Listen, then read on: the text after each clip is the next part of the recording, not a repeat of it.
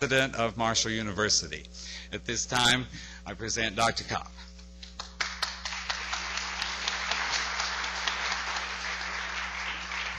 Thank you, Larry, and good afternoon, everyone. Larry told me I had about an hour and a half to go through things, so sit tight, get comfortable, and let me begin by congratulating the award winners. It's wonderful to see these types of events culminate at the end of the year and recognition of people and their accomplishments.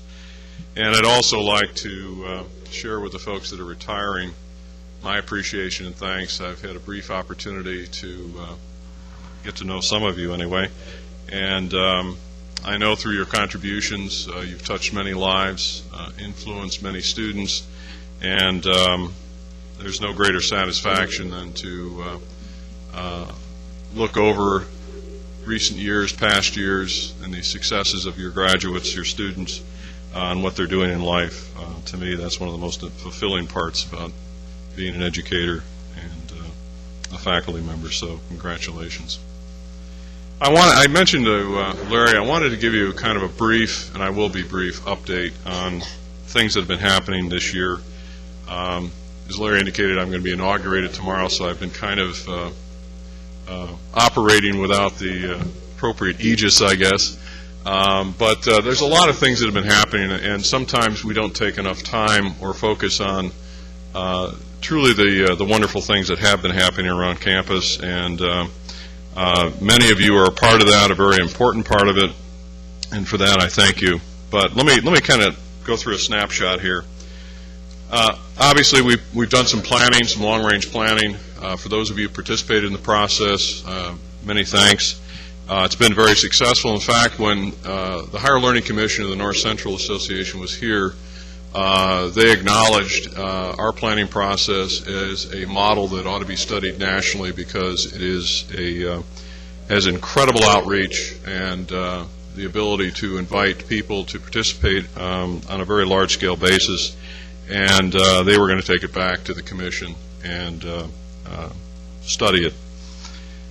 Clearly, the results of the NCA site visit, for all of those of you that participated in that, as well as were a part of writing the self-study and so on, Marshall University could not have gotten a better oral report. We're waiting for the written report. Everything we asked for to be included in our new affiliation is being recommended. A 10-year accreditation is being recommended, as is an accreditation without any further need for reports. It's truly a clean report and that they're recommending, and to everyone involved in that, thank you.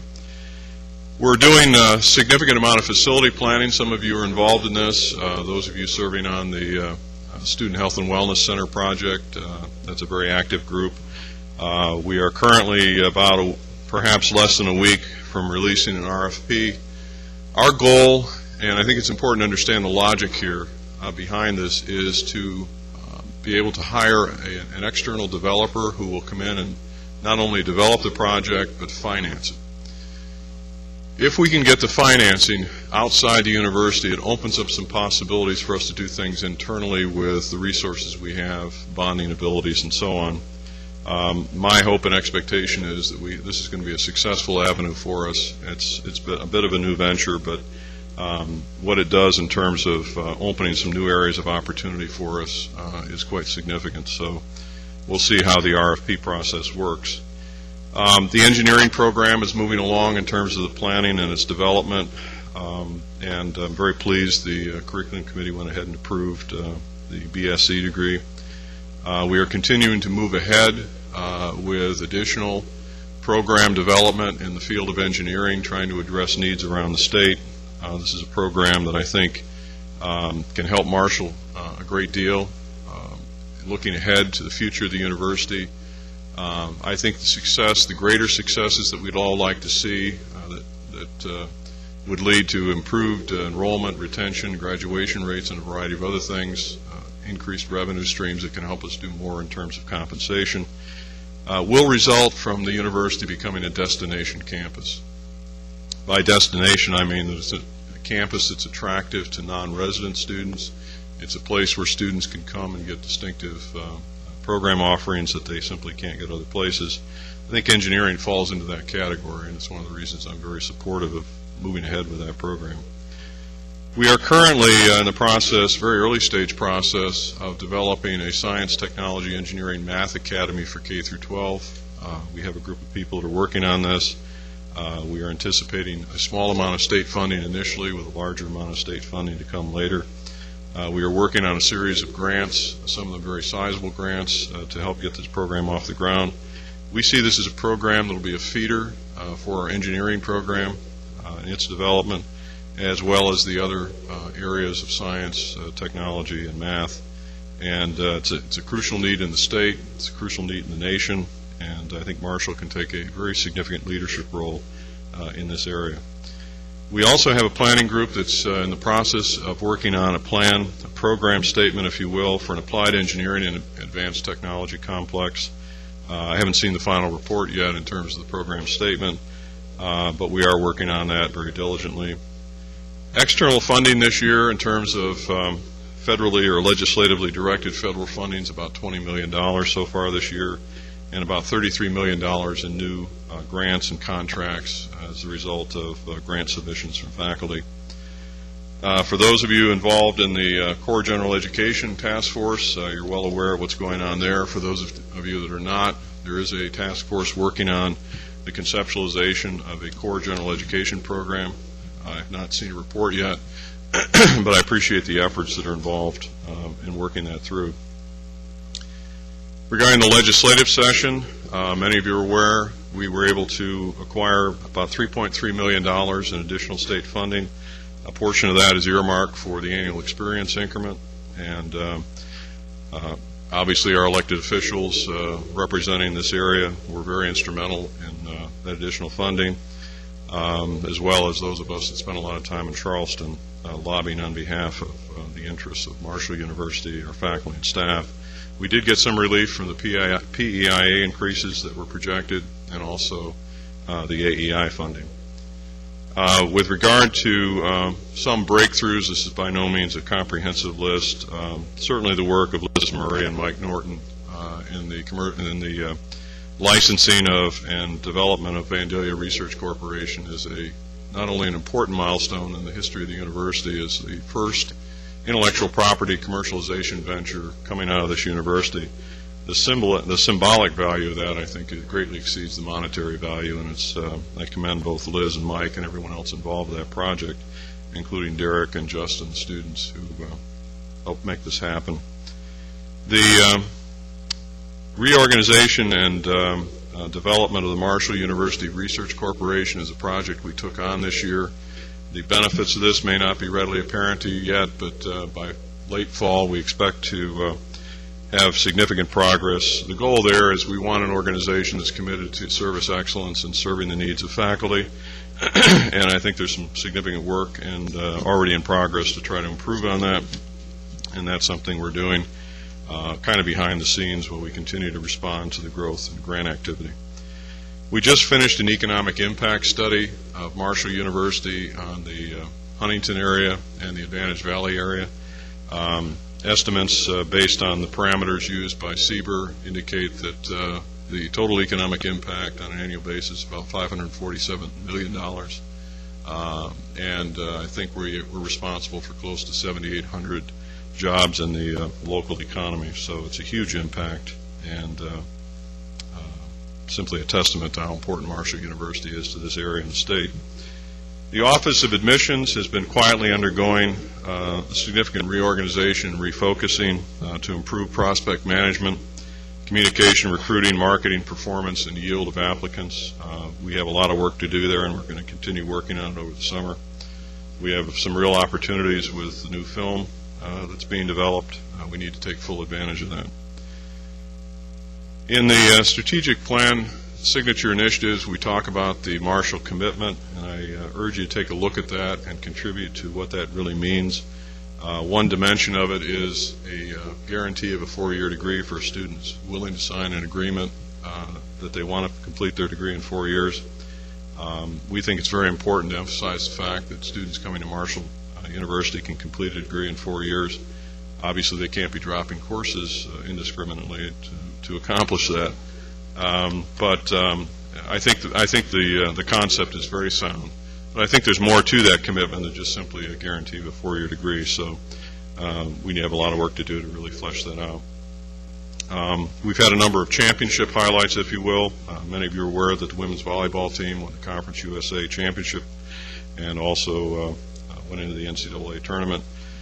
Broadcast journalism, Chuck Bailey's folks have done a superb job this year, as they have in past years, in terms of winning nationally competitive awards in broadcast journalism. And so my appreciation to Chuck and the broadcast journalism folks for a job well done. The film, many of you are aware of it. Hopefully it hasn't been too disruptive. It's certainly been disruptive to my calendar and schedule.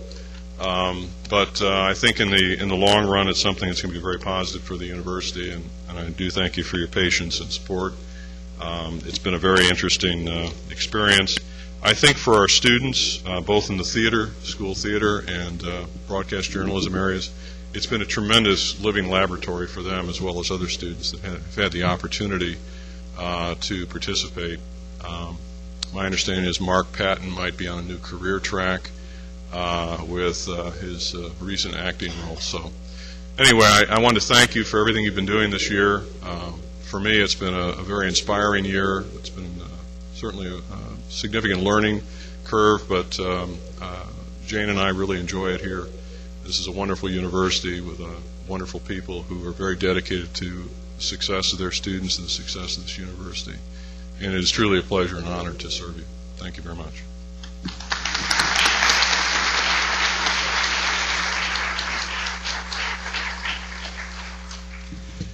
Universities striving for excellence historically and traditionally have enjoyed the autonomy and integrity necessary to accomplish their mission as institutions of higher learning, committed to the search for and dissemination of knowledge and truth.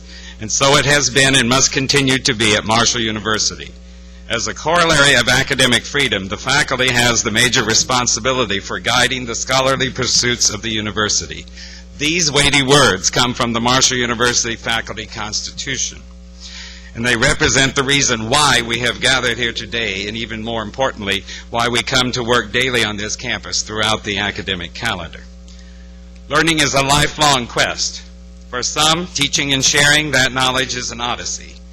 Our odyssey is one that certainly ebbs and flows throughout our lives and our careers, and certainly knows no seasons or calendars.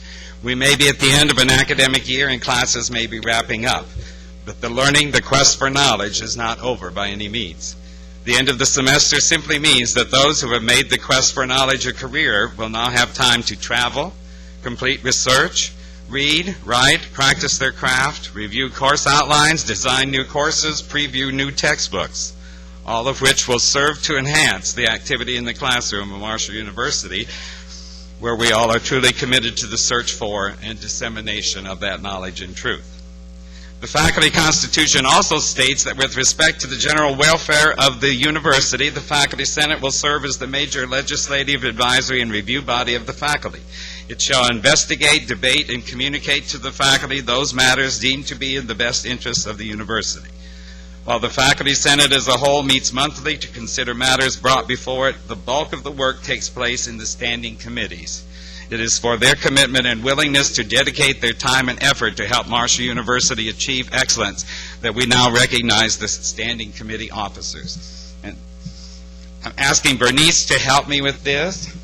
Okay, if you haven't met Bernice, she's the administrative assistant senior in the Faculty Senate office. So her name comes across your email all the time. Okay, and what we do without her, I don't know. So you have these, right? So as I call the names, if you'll come up, Bernice, if you'll be on this side, then they may want to take a picture. The Academic Planning Committee, Chair Tony Zavilski.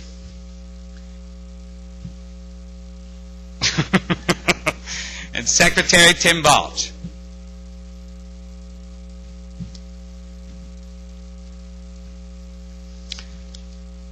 Athletic Committee, Chairs Bill Palmer and Lisa Moulton.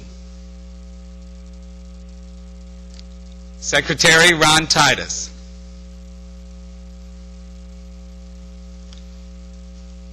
Budget and Academic Policy Committee, Kurt Olmusk is chair. Secretary is Neil Lewis. Curriculum Committee, Chair Bill Pearson. Secretary Linda Turner. Faculty Development Committee, Chair Lauren Wenzel. Is he on the way to Paris? Okay, that's the one. Secretary Allison Goodman. Faculty Personnel, Chair Claire Raudebush. Secretary Benita Lawrence. Legislative Affairs, Chair Mark Zanter. Secretary Laura Wyatt. Library Chair Tim Burberry. Secretary Jenka Lockwood. Physical Facilities and Planning Chair Alan Stern. Secretary Mary Catherine Gould. Research Committee Chair Kathy Miezio. Secretary David Mallory. Student Conduct and Welfare Chair Jean Anthony.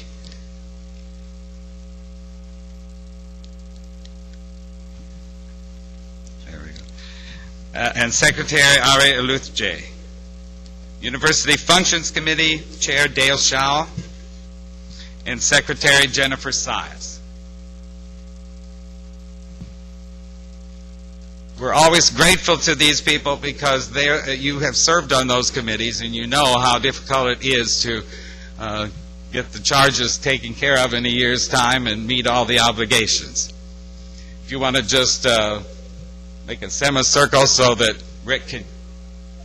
Yeah, there you go.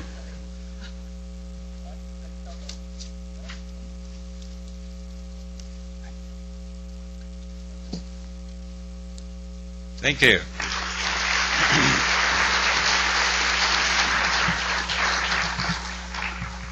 The retirees that we honor today have not only completed one chapter in their life, but now have the opportunity to follow their own dreams and academic quests without the pressure of annual reports, committee assignments, paper grading, and bureaucratic minutia. You will look back on some experiences and people here at Marshall with fondness, but you will boldly go into a new phase of your education. Today we recognize and honor 17 retirees representing a total of 386 years of dedicated service to Marshall University. Now consider 386 years times at least 4 classes a semester, and probably 25 students per class, so you can figure out how many classes they've taught and how many students they've taught. We celebrate the inspiration and wisdom they leave with us, but we mourn the passing of an era. 5 of these professors have been names heard on this campus for more than 30 years. Another 4 for more than 20 years. 2 are former faculty senate presidents. Individually, they have made too many contributions to Marshall University, their students, and to their fields of study to be enumerated here. Today we honor those contributions and wish them the best of luck in the future. So as I call their names, we'll have the retiring faculty come up as well, and Dr. Shaw will present you with a certificate of appreciation. Now remember, if you make it to retirement, okay, you do get a chair to sit in for your retirement, okay? They have a choice of a captain's chair or a rocking chair or the monetary equivalent in the bookstore if they don't want to sit down in retirement. So we'll start out with Dr. Murray Batt, Associate Professor, Internal Medicine, 5 years in the School of Medicine. Okay. Dr. Raymond L. Busby, Professor Emeritus, Exercise Science, Sports and Recreation, College of Education and Health, Human Services, 25 years.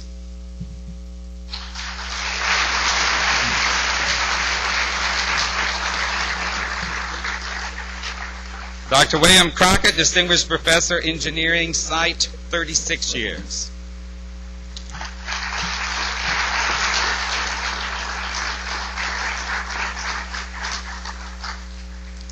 I've talked to you on the phone, but didn't know who you were.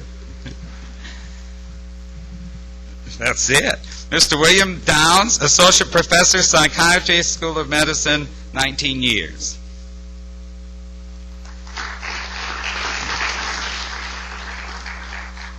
Dr. David C. Duke, Professor in the History Department, College of Liberal Arts, 34 years.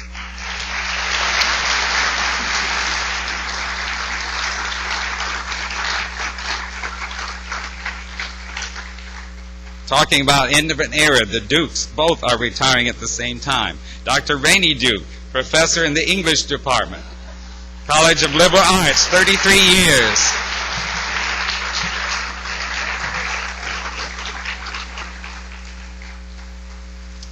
Dr. Susan Farrell, Professor, School of Education, College of Ed and Human Services, 21 years.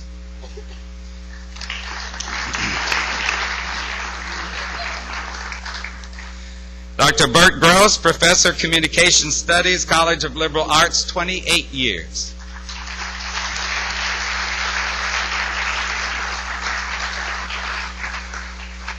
He's also a barbershop singer. Mr. Charles Gruber, Professor, History, College of Liberal Arts, 38 years.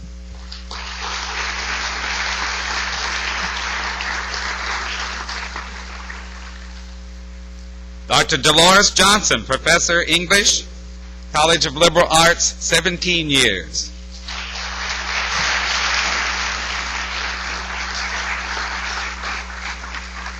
When I came to Marshall 19 years ago, Mrs. Johnson taught at Huntington High School. Dr. John Kiger, Associate Professor, Exercise Science, Sports and Recreation, College of Education, Human Services, 5 years.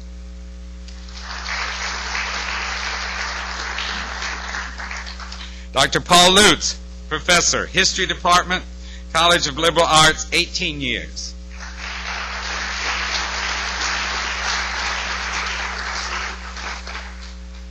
Now, Dr. Spindell, you do have faculty in your department, right?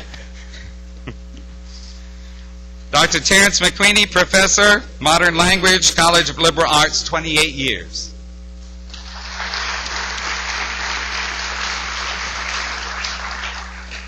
Dr. Susan Power, Professor, Art and Design, College of Fine Arts.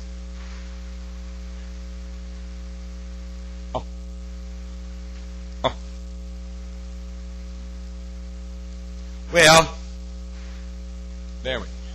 No.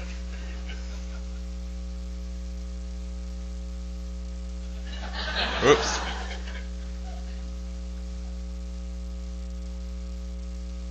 Well, anyway, technology, you know. Okay. Dr. Susan Power. Dr. Herb Tesser, Professor, Engineering, Site, 13 years. Is Herb here? Dr. Lynn Welch, Dean, was the Dean of College of Health Professions, 15 years.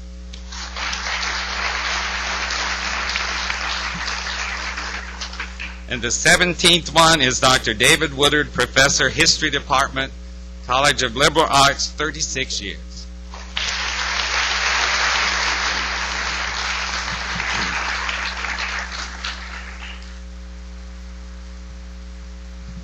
So you have before you 17, well, not 17 today, but we have 17 faculty, as I say, representing 386 years of service to Marshall University. So if you'll huddle together so Rick can get your picture.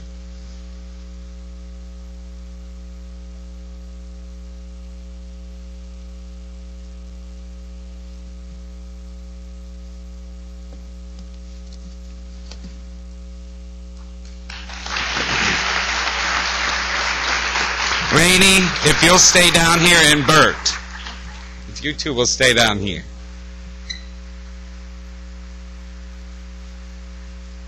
Rainey Duke was the first president of the Faculty Senate.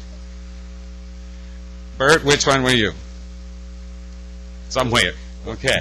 So this is the first time we've had Faculty Senate presidents retiring.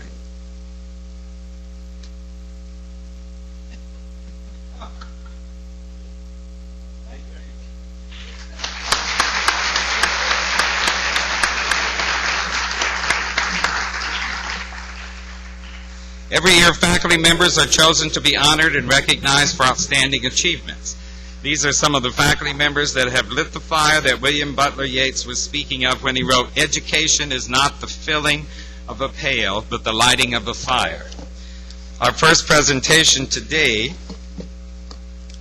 will be done by our Provost and Vice President of Academic Affairs, Dr. Sarah Denman, will present the Distinguished Service Awards.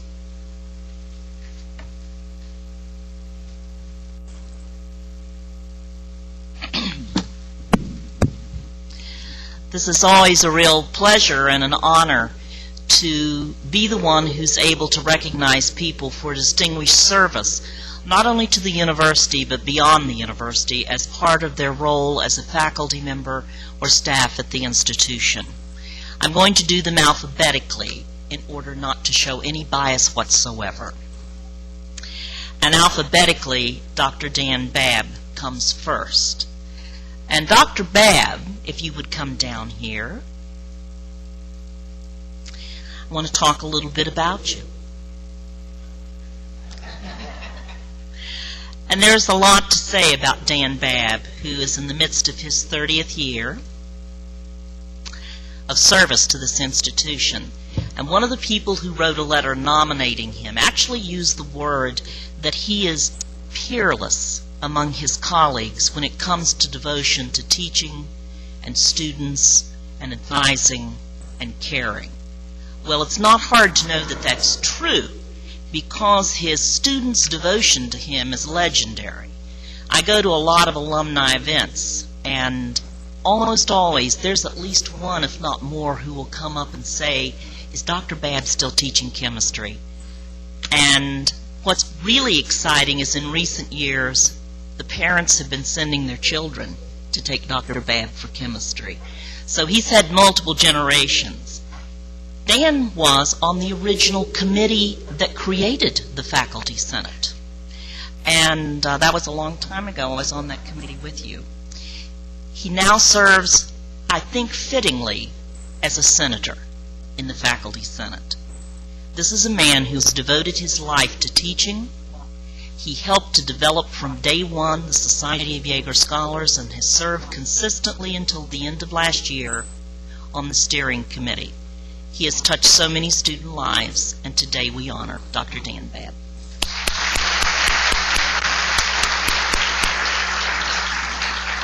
The check.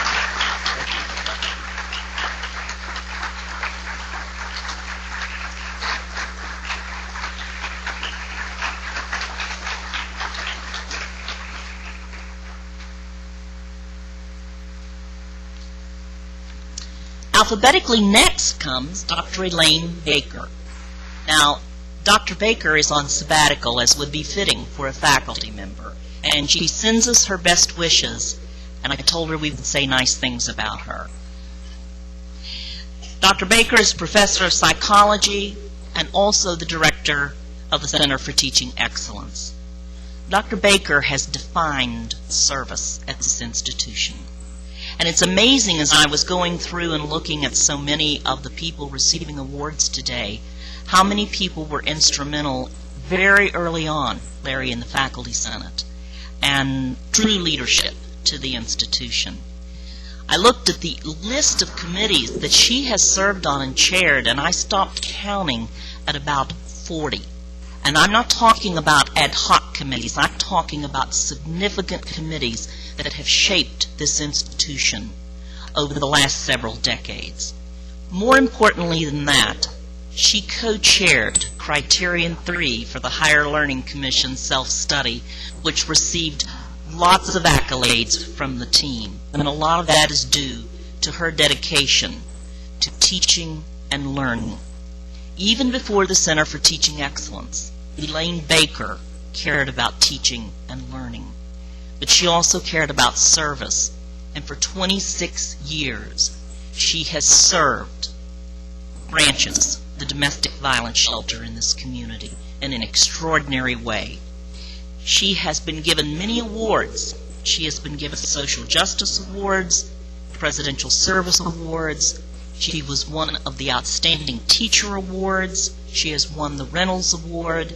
She is the complete faculty member. Accepting on her behalf today is Dr. Steve Maywald.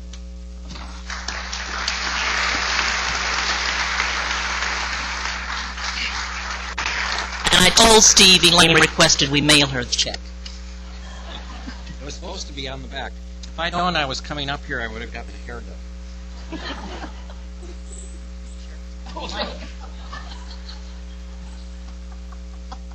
She'll appreciate that.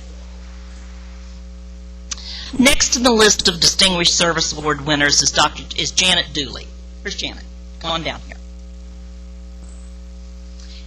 Janet was nominated for the Distinguished Service Award by faculty, colleagues, and peers at this institution.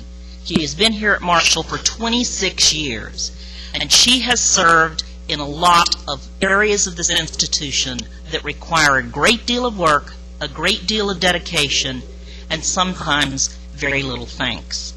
One of those would be the Personnel Committee.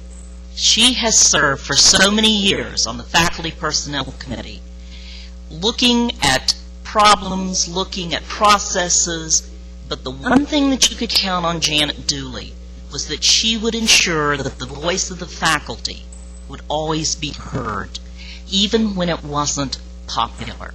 She reminded us, remember that the process is important, and remember the faculty. She has always been there. For 2 years, as many of you know, she helped chair the Faculty Evaluation and Compensation Committee, and to her good luck, she has been appointed to the committee to review those 2 years of work. I'm sure she's thankful every day for that. But I think the thing is significant that she cares about her students, she cares about the institution, but she cares about faculty and the rights of faculty, and has always stood as a voice for that. Janet Dooley.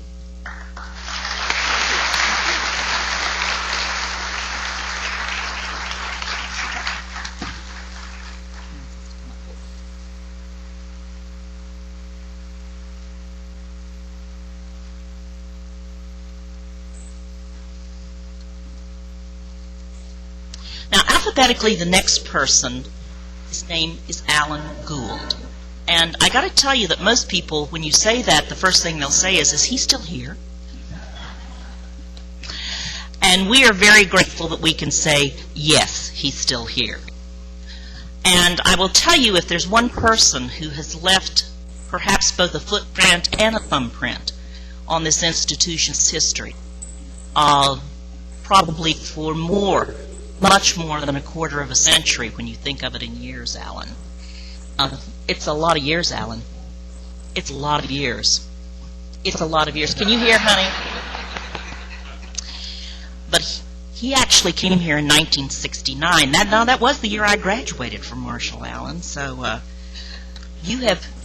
it was a tough year, that's right. But when I began to look at the things that he has done and brought his career to, it is amazing that there are things that we take for granted at the institution today that would not be here had it not been for his leadership. The Carter G. Woodson Initiative has been a significant program for us, and that was started under Alan's leadership. Our involvement in the cooperative doctoral degree program with West Virginia University, which ultimately led to a standalone doctorate, was also started under his leadership. The John R. Hall Center for Academic Excellence, the Yeager Scholar Program, all of those. He was instrumental in starting those and keeping them sustainable and going during some of the rough years. In looking at all of the offices that are student services and looking at them as an enrollment management philosophy, that's actually Alan's work that did that, to help us to do that. He actually was instrumental in setting up the School for Extended Education to give us an office that would take the classroom to where the people were. He started the SCORES program, the Regents BA program. You can go on and on and on and see his influence on this institution. He has been synonymous with humanities in the state of West Virginia and at Marshall University, and for a long period of time was on the State Humanities Council. There is so much. I mean, that's a long vita if you look at it. You've really been, I don't want you to get, get conceited here. But I think it all comes full circle to where he's working in the Drinko Academy, that in the last several years here, that he has been so instrumental in reviving, and I am so happy about that, recognition and interest in the fact that we are named for John Marshall. The John Marshall statue, the John Marshall Bicentennial, the John Marshall documentary, and the John Marshall Research Center. Those help define us as an institution. And I think for a lot of years, we really forgot what the name meant. And it's been important for, of all people, a historian, to bring that back to the focus of this institution. He is a distinguished person, and he has a distinguished career. Alan Gould.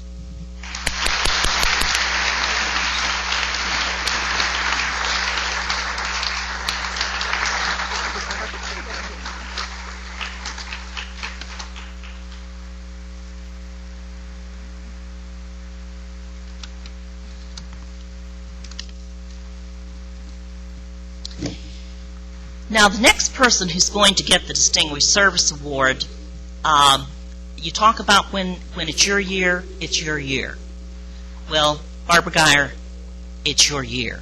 I actually think it's been, your year for a long time. But Dr. Barbara Geyer. You stand right here. Okay. Interestingly enough, Dr. Geyer and I came to Marshall in the same year, 1975, and it's been a long and illustrious career for her. Most of you know that the HELP program here at Marshall, which has brought us so much national recognition, would not exist if it were not for this lady right here. She has written so many books. She is a national expert. She is known all over the world. And people want her still to come and talk about how they can do a better job in helping students who have learning disabilities to be successful in life. She has made over 30 presentations, nationally and internationally. She has received so many awards and honors, from being Teacher of the Year in the West Virginia Association of Children with Learning Disabilities to being in Newsweek as an unsung hero. But this year, this is the year. I mean, she's not only getting the Distinguished Service, and that's after she'd won the Research Award one year, but she's getting an Alumni Award Saturday night, very fittingly, but most of all, she's getting the Hedrick Award, which is the highest recognition of a faculty member at this institution. So she'll be back up here. Now, I'll tell you that my friend Dallas Brozick told me one time that if you get all three, that's a hat trick, I think. Well, I think you're better than a hat trick. I'll tell you this, that Dr. Geyer will leave a legacy of commitment and caring and service for generations to come.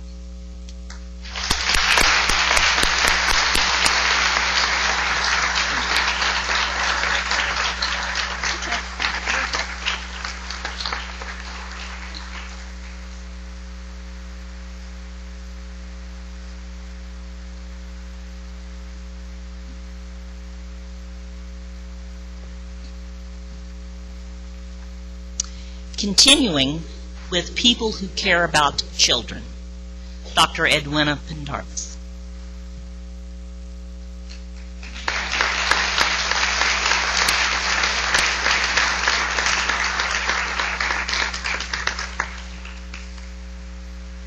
Dr. Pendarvis has been here at Marshall for a number of years, and she has been distinguished in many areas. She has such a commitment to this institution, not only in teaching, service, and scholarship, but in making sure that the children and the parents of the profession which she has as her discipline, that those are the people that she dedicated her life to. I can tell you that as a parent very early on in Cabell County schools, if someone needed help with a gifted child, every single teacher in the county knew. They'd say, call Eddie Pendarvis. Because she was out there, just as Dr. Geyer was, fighting for the rights of children. and fighting for the rights of parents when it wasn't popular. Even though the law was on her side, often the system wasn't on their side. But she has been a pioneer in the field of gifted education. Parents have absolutely depended on her statewide, region, and nationally as the expert to speak to, giving all children a chance. She has acted all her life in the interest of children. She is truly a distinguished human being.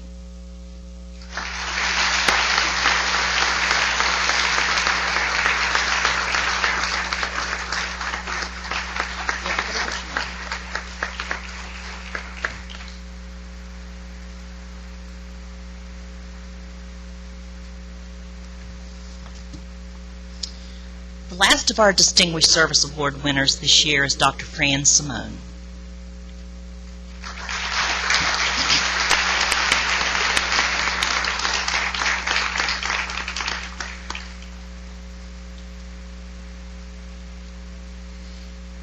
Dr. Simone has been with Marshall University and the West Virginia Graduate College for over 20 years. And during that period, she has contributed so much as an experienced and creative teacher and is recognized by her peers as such, particularly in the area of writing. The West Virginia Writing Project owes a great deal to Fran Simone. And also, she not only has a history of service with the West Virginia Writing Project, but she has a strong history of service in helping to implement the National Writing Project. She has always had a goal her entire life to make writing come alive in the classroom through excellent teaching, that you can touch children by touching teachers. And she has been visible, very visible in this state, in seeing that the writing ability of students could be improved through working with the teachers who teach them. And I can speak, at least for this institution, that we have seen through the Writing Project here at Marshall and Dr. Johnson right there, and through Dr. Simone, the Writing Project, that the students who come to us from Central and Southern West Virginia, in looking at those who need developmental classes, that over the last decade, the percentage of those students has decreased rapidly, that we have seen a significant decrease in the number of those students, and that I do believe has a direct tie to what has been done in the Writing Project, to teach teachers how to teach writing and make students love writing. This has been, I think, a passion with Fran Simone, and it has paid off. Her service has returned tenfold. Dr. Fran Simone.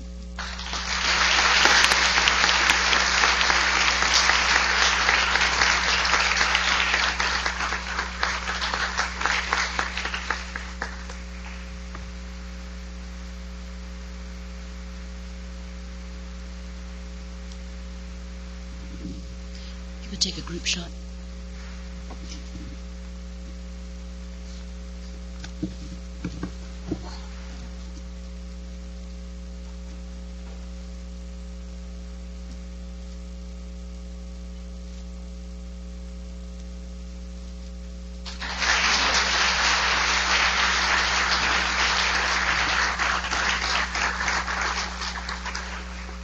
The Reynolds Outstanding Teacher Award will be presented by Dr. Karen Mitchell, and Dr. Mitchell is here in the second box.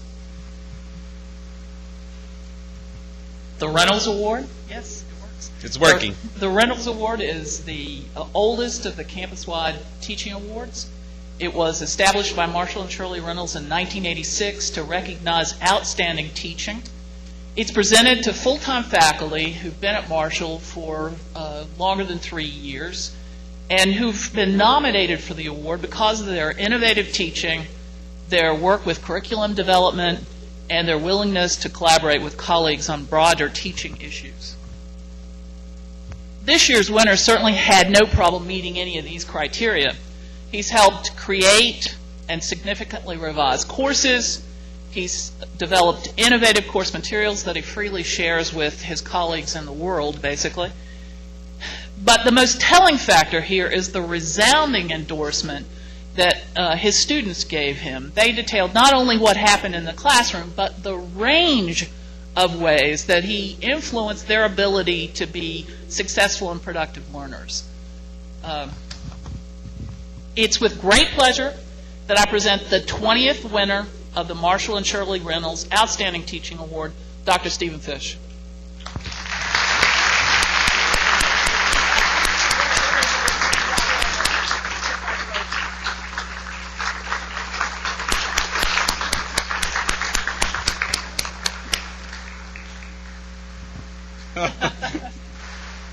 Obstacle course.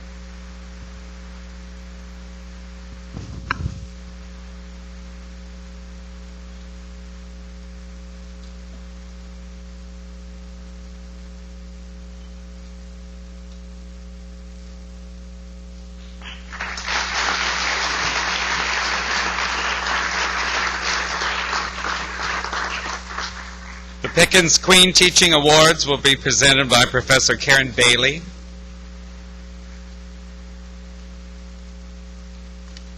Good afternoon. The annual Pickens Queen Teachers Award are presented to three extraordinary faculty members here at Marshall University. Full-time tenure-track faculty who are instructor, assistant professor rank, and who have completed 6 or less years at Marshall University. The criteria for selection include evaluations by students.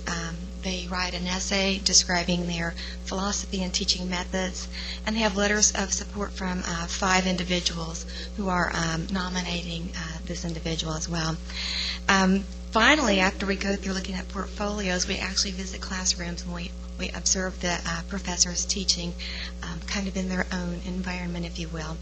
And it's such a joy to be able to go out and watch young professors see new ideas, and it's very enlightening, and I certainly have enjoyed this role. We had 6 finalists this year, and from those 6 finalists, we did pick the 3 winners of the Pickens Queen Award. And Mary Beth Beller, are you here?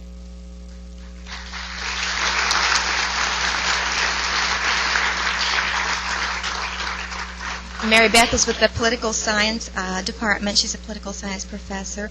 And some of the things that people said about Mary Beth that came and watched her teach, how respectful of students that she was, the excellent student interaction that she had, and that she was amazing teaching 200-level students statistics, and they could log on better than some of the graduate students. So it's kind of an honor to hear someone express that, I think. And she provides a very safe learning environment for her students, so we sure appreciate you and respect you.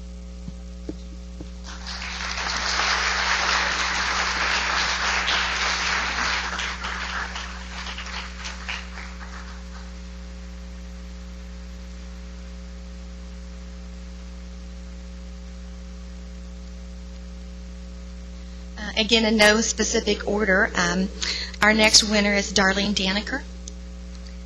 Darlene, assistant professor from our South Campus, our South Charleston campus, and she's with graduate counseling.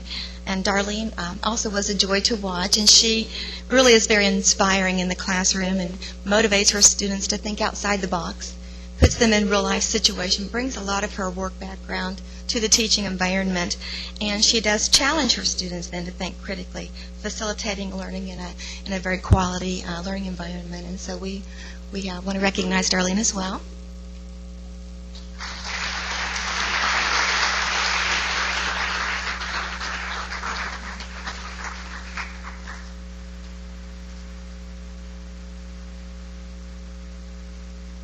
And third, Kimberly DeToravora. Kimberly's an assistant professor in the criminal justice department, and she's been described as perky and youthful. And we wonder where she gets all of her energy, because it seems to last the whole time she teaches. But she does cover a lot of material in a short period of time, and she just knows all of her students by name, and certainly she encourages them to participate and share their thoughts.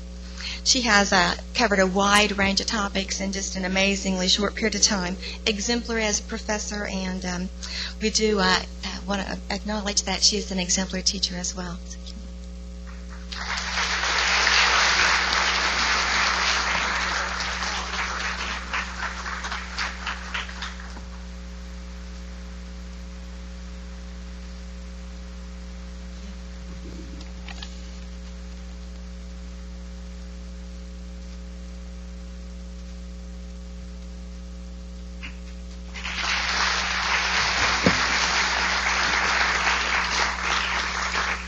The Hedrick Outstanding Faculty Award will be presented by Professor Gary McElveen.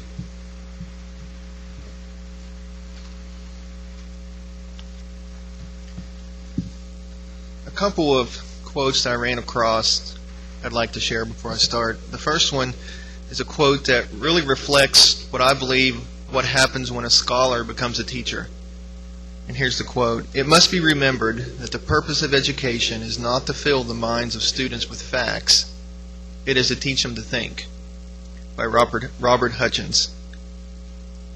Another one I ran across, which really captures the idea of teaching, is a teacher is someone who is wise, who cares about students and wears no disguise, but is honest and open and shares from the heart, not just lessons from the books, but life where you are. A teacher takes time to help and tutor with English or math or on a computer. It's someone who is patient, even in stress, who never gives less than the very best. And I think as I go on with this year's recipient, most will agree with me that these two quotes explain her very well and describe her well. It is an honor to be able to present this award. The Hedrick Outstanding Faculty Award is given annually and recognizes a professor that is referred not only as a peer, friend, student, and mentor, but is also referred to as a teacher and a scholar. The recipient of the 2005-2006 Hedrick Outstanding Faculty Award truly lives the life of a lifelong scholar and teacher. This award wouldn't be possible without the generous contributions of Mr. Charles B. and Mary Jo Locke Hedrick. Over the years, Mr. and Mrs. Hedrick have kept Marshall University close to their hearts. After leaving the Marshall community, Mr. Hedrick went on to be vice president at Procter & Gamble. Yet in all their success, they've never forgotten Marshall University. They have continued year after year to be wonderful spokespeople and benefactors for us here at Marshall. They not only fund the Hedrick Outstanding Faculty Award each year, but here's a list of a few other things that they fund. A scholarship program for the students, a tutoring program for elementary students through Marshall's College of Education and Human Services, the Center for Teaching Excellence, and grants for teaching innovations, among other things. The Hedrick family truly support and honor teaching and learning and place great value on scholarly and creative activity. This award is in honor of Mr. Hedrick's father, Dr. Charles E. Hedrick. He taught in the Marshall University History Department and was one of the founders of the Marshall University Graduate College. I would like to, on behalf of Marshall University, sincerely express our gratitude and appreciation to Mr. and Mrs. Hedrick for their generous support and unending dedication to Marshall University, its students, and teachers. One of the things that is unique to this award is that it focuses as much on scholarly and creative activity as it does on teaching. And as Dr. Denman mentioned earlier, this year's recipient, when it comes down to scholarly activity, is known internationally. Her dedication to the development of the HELP program, which includes college help, remedial help, diagnostic help, medical help, and community help, began in 1981 and continues today. I think it's something we have all dealt with as we have students in this program. And the professionalism of her staff reflects what she has done with that program to this day. She has raised money through a variety of methods to support this venture, exceeding $2 million. And today, the HELP program has an annual operating budget of nearly $1 million. This program has been featured in many local, state, national, and international venues. As Dr. Denman said earlier, she is sought after by many people. We've been very fortunate to be able to keep her here at Marshall for this long. Her scholarship exceeds beyond her dedication to the development of the HELP program. She has published multiple articles at local, state, national, and international journals. She has published multiple books, presented at local, state, national, and international conferences, many of which she was the invited speaker. She has written and received multiple grants. Her peers refer to her as excellent and a prolific writer. To be esteemed by one's peers is definitely an accomplishment. This year's recipient has achieved what many view as the pinnacle of teaching. That is, when her students want to emulate her. I generally read comments from student evaluations from the classroom, but when she had announced she was retiring from most of the HELP program and handing that torch on, many people wrote in multiple letters. And I ran across part of a writing from A.B. Ramsey, which really sums up what her students have said when they found out she was retiring from the HELP program. And it goes like this. "It is ended," said the teacher, continuing on the road of life. "This is the end of my teaching." And she believed it until a doctor stood up and said, "I am here because this teacher taught me." A lawyer stood up and said, "I am here because this teacher taught me." An astronaut stood and said, "I am here because this teacher taught me." An engineer stood and said, "I am here because this teacher taught me." A teacher stood and said, "I am here because this teacher taught me." And many in good positions stood and said, "I am here because this teacher taught me." And the teacher looked ahead of those who had been taught and saw the continued steps of progress, work, and success before each one. And joy filled the teacher's heart, and she said, "This is not the end. There is no end to my teachings." With this said, I want to read a couple of comments from letters received from some of her previous students. As A.B. Ramsey said, a doctor stood and said, "I thank you from the heart. You have restored faith in myself and provided me with the necessary tools to do well on any examination. Moreover, you have helped me on a very personal level, and for that I am eternally grateful. You helped me see a different, healthier, and enriching perspective of my situation." As Louis L. Hay wrote, "I am in charge. I take my own power back. I will succeed past hope, and I will succeed past anyone's expectations." Signed by a practicing medical doctor. Dear Dr. Geyer, I want to sincerely thank you for your help in my quest in becoming a successful doctor. Your dream of assisting students to reach their goals have blessed my life tremendously. You have touched many lives and saved many souls from the peril of failure. I am a firm believer that things in life happen for a reason. If I had not been dismissed from medical school, I would have never understood the significance of the HELP program.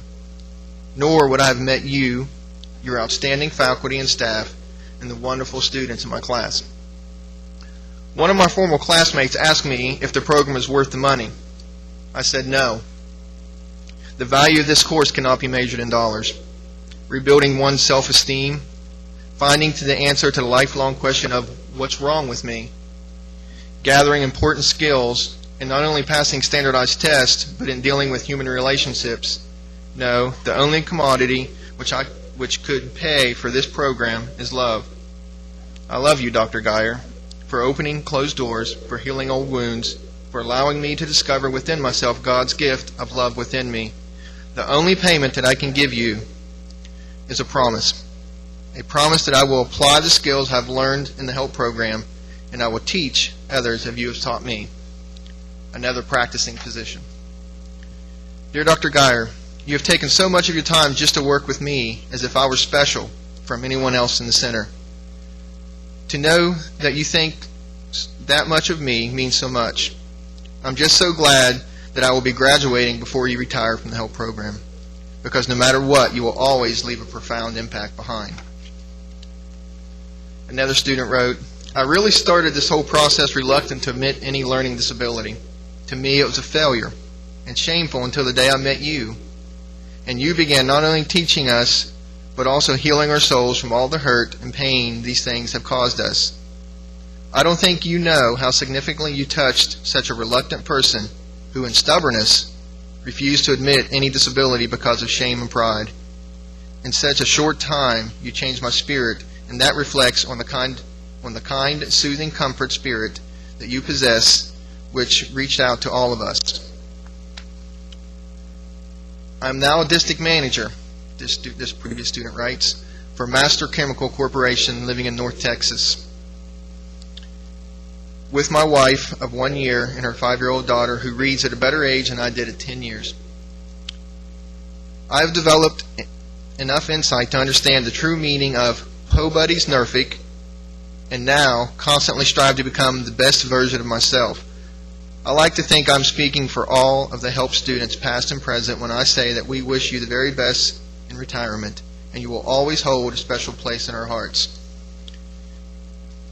Through the numerous scholarly activities, the unending dedication to the classroom, teaching teachers is a difficult task, and teaching teachers well is even more difficult.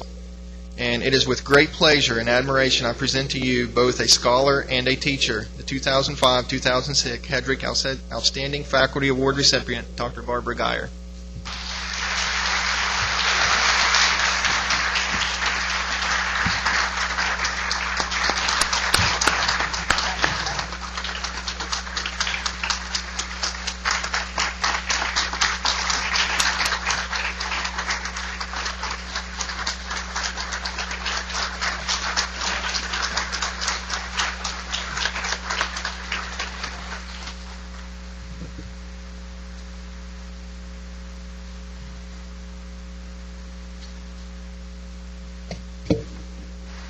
Presentation of the Distinguished Artists and Scholars Awards will be done by Dr. Tony Zavilski.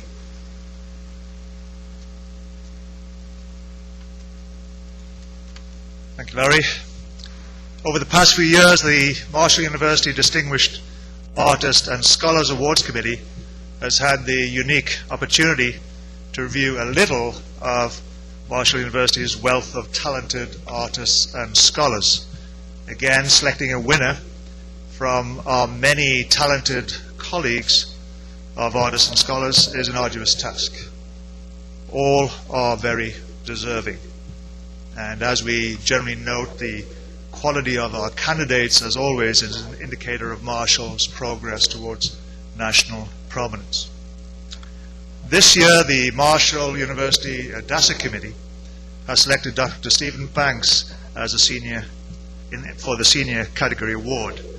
Dr. Banks received his PhD in education psychology from the University of Tennessee and came to Marshall in 1983. He is now Associate Professor of Education Foundations and Technology in the College of Education and Human Services. Stephen is a leader in education psychology and classroom assessment. He has published 2 successful textbooks. First one entitled Classroom Assessment, Issues and Practices in 2005, and Education Psychology for Teachers in Training in 1995. He has 17 publications that fall in the category of job stress studies, special education, distance learning, computer use studies. Also, he is the evaluation director of a 5-year longitudinal project that has tracked 400 students from their Head Start program to the 3rd grade. The project was awarded $900,000 in funding. Please recognize this year's Marshall University Distinguished Artists and Scholars Award in the senior category, Dr. Stephen Banks.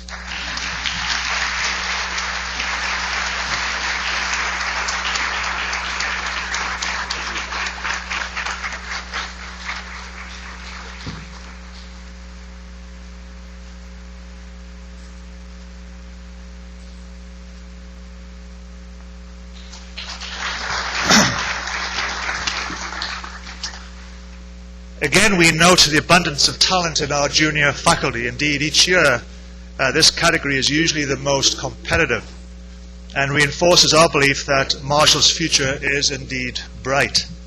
For the Marshall University DASA Junior Award, the committee has selected Dr. Eric Blau. Eric is yet another example of why this committee believes the future of Marshall is in good hands. He received his PhD in exercise physiology, emphasis in molecular biology of muscle growth and plasticity. I think many of us can relate to muscle plasticity. That degree was gotten from the Ohio State University in 1997. He came to Marshall University in the fall of 2003. Eric is currently assistant professor in biology in the College of Science. He has a joint appointment in the School of Medicine as assistant professor of physiology. He runs a very productive research laboratory in the College of Science and is research director of cardiovascular services in the School of Medicine.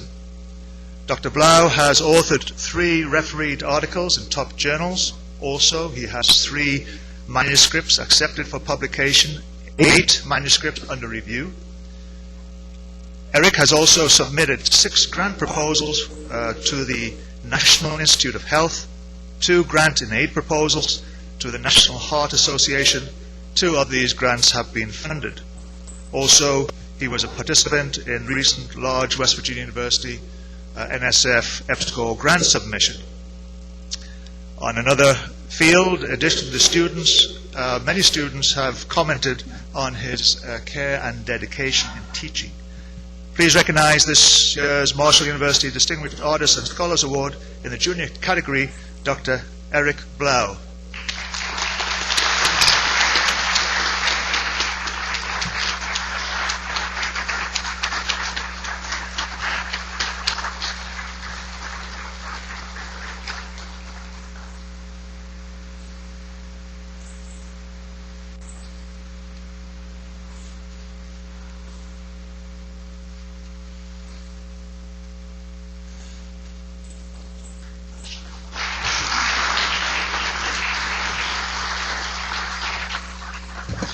Whether you believe that people come into our lives for a reason or not, we can agree that lives are changed for good by the people with whom we interact, our colleagues and our students. We add more names to the list of award winners at Marshall today, and to the retirees we wish good health and that you have the opportunity to do what you have always wanted to do. There are 2 assignments for the retirees, though, from the Chair of Faculty Senate. 1, please email and let me know whether you're going to be at commencement, okay? So I don't call your name if you're not there, okay? And the other one is, if you would, sort of an exit interview, if you would send to me suggestions from your experience at Marshall that would make Marshall a better institution. Okay? You can email me. I'd be happy to meet with you individually or whatever, okay? So please do that. The spring meeting is always my favorite, too, because it's shorter. No offense to the president, but the state of the university address is usually a little long, so we have more time now to enjoy the reception in the lobby. So please go to the lobby and visit with your friends.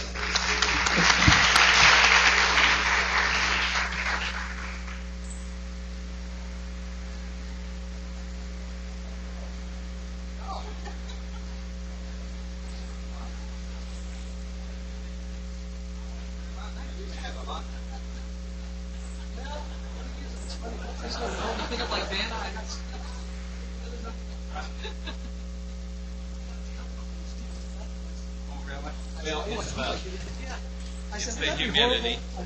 Yeah, it's the humidity. They get real sticky. I didn't realize that. So, see, there you go. Well, we're trying to recognize because, nobody wants to share these minutes. So we're... So that's the reason.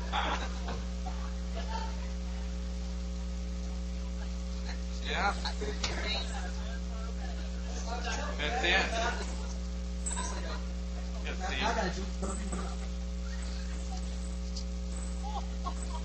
And that's their name is You guys want to pour me shit up.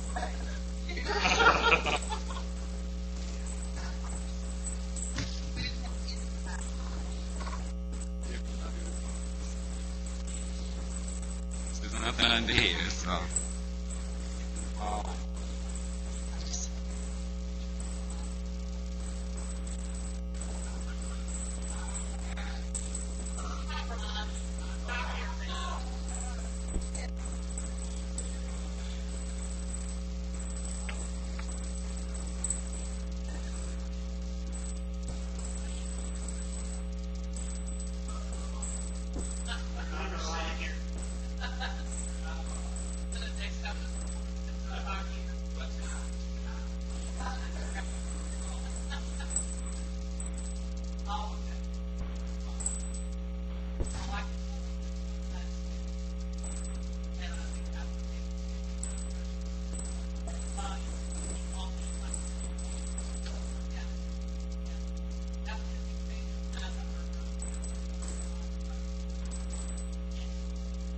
know,